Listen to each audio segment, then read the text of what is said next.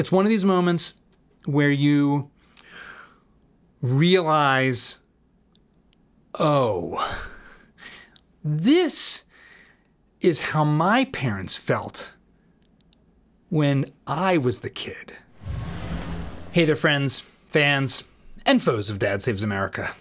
John Popola here, and this is going to be a little more personal, a video, because, well, frankly, I'm going through a thing that I knew was coming. I knew from the very beginning of becoming a dad that someday would be this day. And this day is me looking back on the fact that I have put my son on a plane to go off to college, and I am now officially an empty nester. So I thought, this is Dad Saves America after all, and part of being a dad is sending your kids off to become adults and to start to live the next stage of their life. He is no longer living with us. He's on his own. And so as I'm grappling with this, of course, because the news can't help but insert itself into our lives in ways that are infuriating and stupid. We all get treated with really important advice about parenting from the federal government and the Surgeon General, who, you know, why anyone listens to any of these people on anything is beyond me. But I thought we'd take a little diversion from what is otherwise going to be a personal conversation to look at what the impersonal bureaucrats have to say about parenting. The U.S. Surgeon General is declaring that raising children in America is causing an unsafe level of stress in parents. Unsafe level of stress. A new study finds that nearly half of all parents say that on most days, their stress is completely overwhelming. As a father of two, I can relate. And as a parent myself, I can relate, because we all can relate with this. We can all relate with feeling overwhelmed, but not just about being a parent. There's a lot of things that come at us that are overwhelming in our lives, right? Our jobs can be overwhelming. It's especially overwhelming when something happens that we don't anticipate, like being fired from a job or having a health emergency, especially for ourselves, but for our own parents or for our kids. Life isn't easy, and it isn't without stress. In fact, stress is an inherent part of being alive in the actual reality of the world as it really exists here and now and forever, as opposed to in some theoretical blackboard where all friction can be removed from our lives. But I don't want to minimize the fact that life is stressful and parenting is stressful. Okay. Joining us now, U.S. Surgeon General Dr. Vivek Murthy. He is recommending several new policy measures to curb parent stress. Doctor, thank you so much for being with us this morning. My jokes aside, this is a serious issue. Walk us through what you found. What can parents do about it? Well, Jonathan, you're right. This is a serious issue. Right now, there are millions of parents who are struggling in the shadows, and we need to pull back the curtain on what they're going through. We need to pull back the shadow. We need to do we is never we as in the royal we, like the people, the public, the community. We is the government. That's who we is. And provide them with some much needed support. You know, in my work on the youth mental health crisis, I was having conversations with families across the country. And one of the things that became quickly apparent is that parents themselves were also struggling. And as I dug into the data, it became clear that 48% of parents are saying most days they feel completely overwhelmed by stress. They're also telling us that they are struggling with loneliness in numbers that are significantly higher than other adults. You put those two things together, and you have a recipe for the mental health strain that we're seeing on parents today.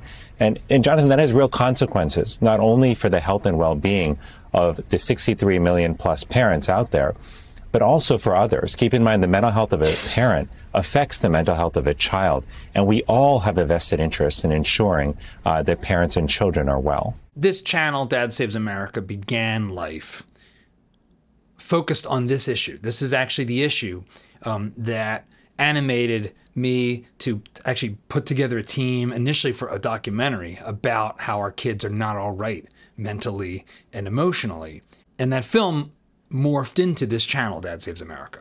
I've had a lot of psychologists on talking about the things that have led to this mental health crisis. And I hate to use the word crisis, but in this case, the numbers are pretty clear that we're facing very dramatic change in the wrong direction. This is something that should be concerning, that there is a shift in our culture, which is unhealthy, and which I have tried with my wife in partnership in everything we do to protect our son from at every stage.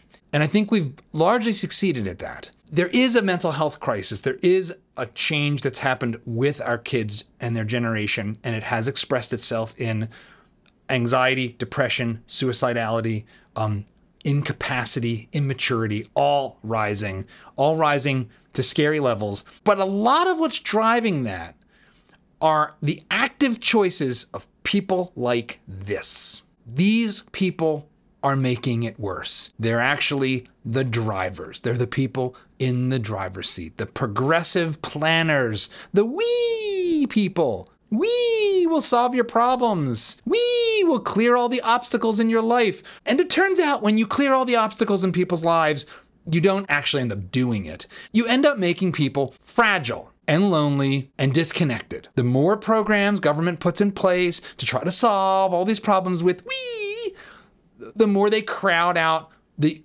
fabric of society, the community, the interconnected institutions that Alexis de Tocqueville marveled at when he came to this country before the age of we, and replace it with people like this.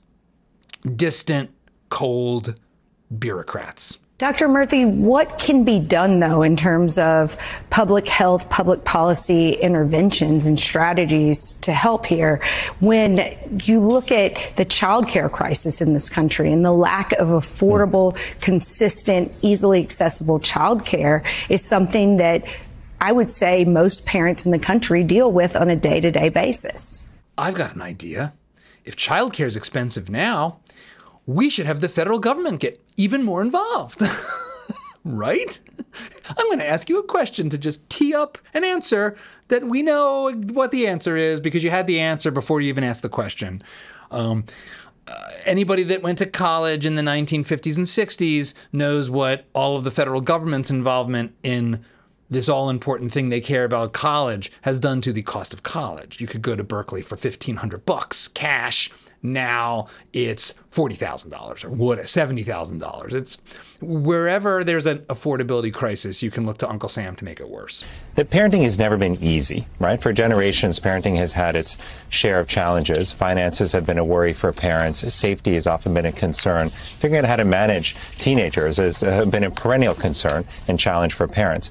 But there are some new challenges that parents are dealing with now that prior generations didn't have to. For example, managing social media and phones in your kid's life, dealing with the youth mental health crisis and loneliness epidemic, which has hit kids particularly hard.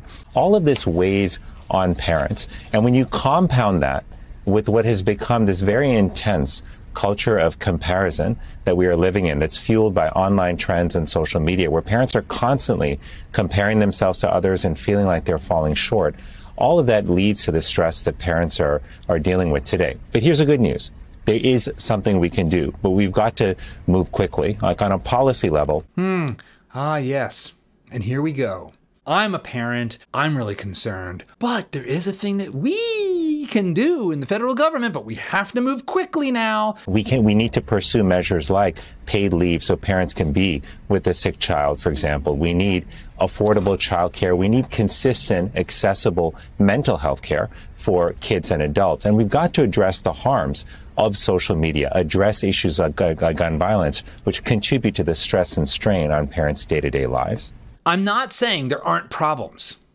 I'm not saying that there isn't challenges of affordability largely constructed by the government. The reason why I read recently in our local paper that the cost of child care services in Austin, Texas here is equivalent to the cost of a UT student going to school. How could that possibly be true? Only a horrible, toxic mix of government regulations and sort of scumbag lawyer problems that make everything completely subject to horrible lawsuits all the time could cause that to be true. There's a meta story here that I find to be really at the heart of why I'm so off-put by this. It's obvious that it's just politics, right? It's just using this ancient position that's fraught with problems and really it's unclear why it should even exist, this Surgeon General, to put warnings on things that we all know are a problem, or sometimes to tell us the wrong information so we can all collectively make the exact same mistake.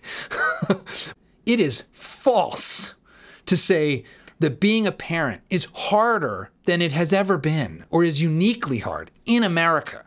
I'm sorry, I don't accept that. I don't care where you are in the economic spectrum.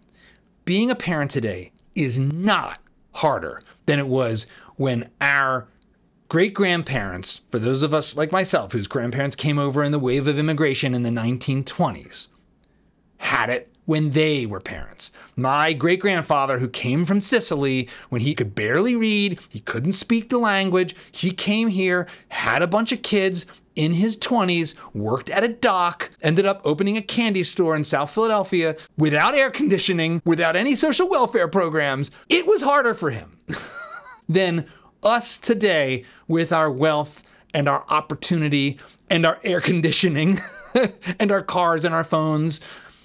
I'm not saying life is easy, but it is easy relative to all of human existence.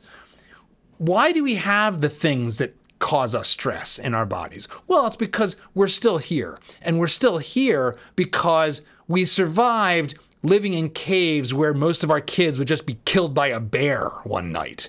We made it past tens of thousands of years of being parents. We've been doing this a long time. We don't need bureaucrats to lecture us about how hard it is. But we know this when we stop and think, right? We know that this is true. We know that we do live in a magical time. And one of the most magical things about the time we live in is how we can stay connected to our kids. And like all things, this presents a double-edged sword. So to come back to my week as dad here at Dad Saves America, I just put my son Mateo on a plane. And it wasn't a plane to a school somewhere in the States. As I've mentioned in other videos, we presented an idea to him that he ultimately thought would be cool and decided to do. And that was to study in Italy. So my son now is walking around in Rome, about a 20-minute walk from the Vatican. And he's going to a university there, but really the university is the experience. It is Rome U. This is part of a philosophy that I have been reflecting on and that my wife and I have been developing together, and that is that our job fundamentally is to raise an adult and to be adults who can deal with the challenges of life. And so to impart the experiences that will set our son up to succeed as an adult in this world. Back in 2019, I was grappling with this, and it was at the start of working on this film that would become this channel, Dad Saves America.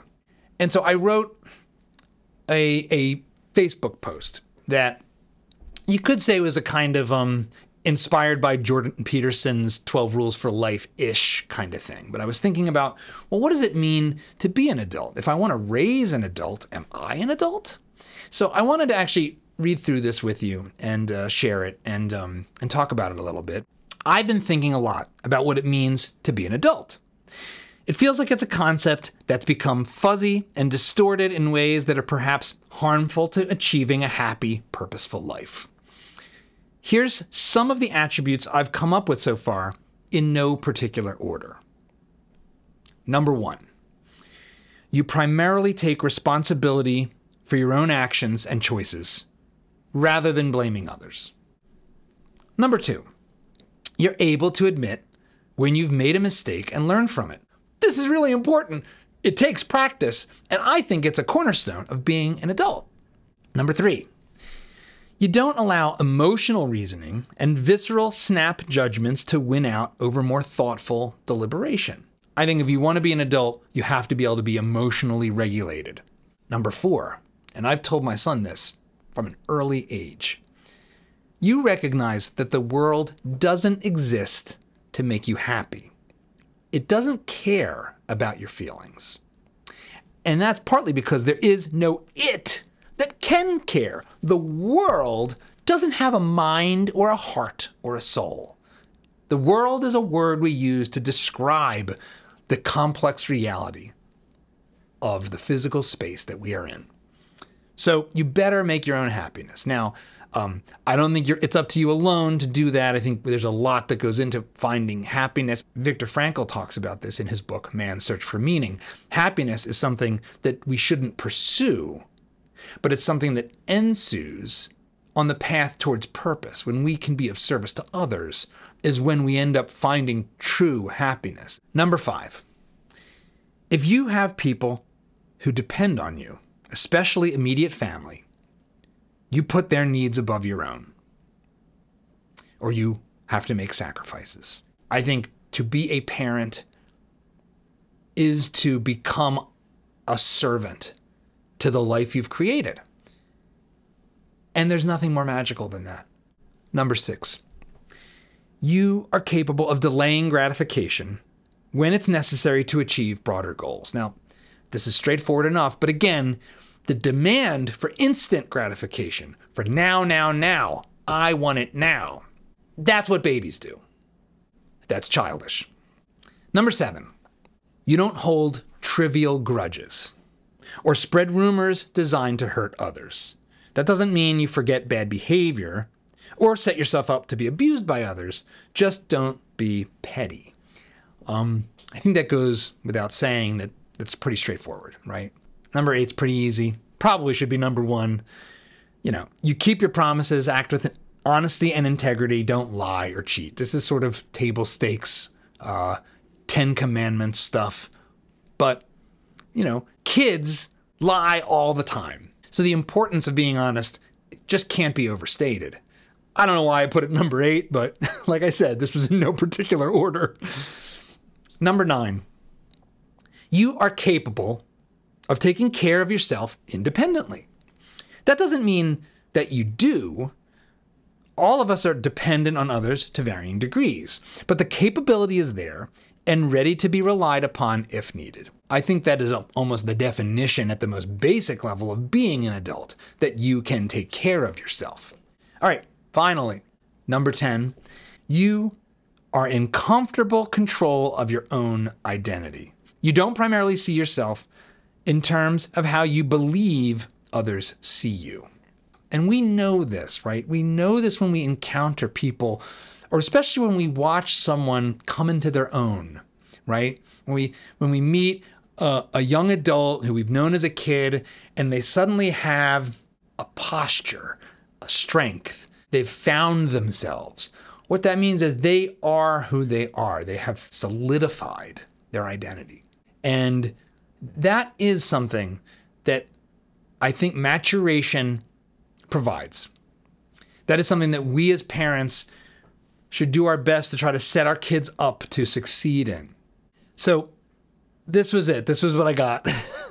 Back in 2019, I was looking ahead, thinking about what is going on in this world and what are we trying to do? I don't know that I have more to add as we sit here 5 years later. Frankly, I'm curious what you have to say about this, and I'd love to hear things that should get added to this list. But as I look back on 19 years of parenting, at every stage, we were trying to set him up to be an adult that loves life, that is looking forward to the adventure of his life. That was the thing that was at the center of our attention. Will you be a good person? Will you know what it means to do the right thing when it's hard to determine what the right thing is. And as we get older, we face some of the hardest things in the world. The death of our parents, the death of our friends, the people we love.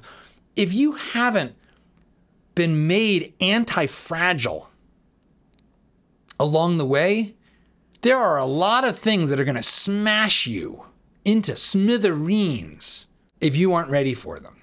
We have, as a society, I think, in the West, forgotten what it means to be an adult. Everywhere we look, there are childish things that dominate our discourse, that dominate our attention. We are children walking around in adult-looking bodies. And the best advice I can give you as a parent is to recognize that in yourself and try to work on it. And to take each and every opportunity with your kids to set them up to be an adult, to be anti-fragile. That means a couple things. Don't put them in schools that are going to promote nonsense. That's most of them. Don't do it. So homeschool, apply a values-based litmus test to your school. You want your kids to be raised in the values that you hold dear. Maybe you're super progressive and that's what you want. Fine, do that. But make that choice. Number 2, embrace stress and challenge for your kids at every turn. You are there to make sure they don't fall and break their skull open, but they should be climbing the tree. They should be taking the risk. They should be getting their driver's license. You should be there pushing them along, even when you are neurotic and afraid and worried. So be numerate enough to know that most of the things the media tells us to be afraid of are nonsense. And be prepared for the hardest thing. Maybe it's not the hardest thing, but it feels like the hardest thing right now. You're going to have to say goodbye. You're going to have to let them go. It's like that's what you sign up for. So yeah. It's one of those things, again, that's bizarre, because it's one of these moments where you realize, oh, this is how my parents felt when I was the kid, when I went off to school, when I left the house, and I was all excited, and it was a new adventure, and I'll be back in 6 months. Why are you crying? Yeah, nobody can tell you how that's going to feel until it happens to you. It's a big one. I think we've done the right thing for him. In a lot of ways, everything I do on this channel for you is to try to explore this stuff, because I don't see how we can have a prosperous, healthy, good society, a free society, if we aren't preserving what it means to be and raise an adult capable of living in one. That is where all the action is. It's not in the voting booth. It's not really even at your job. It is in your home. It is in your role as a parent, and if you're a man, as a father. That's all I got for you today. Have a great weekend.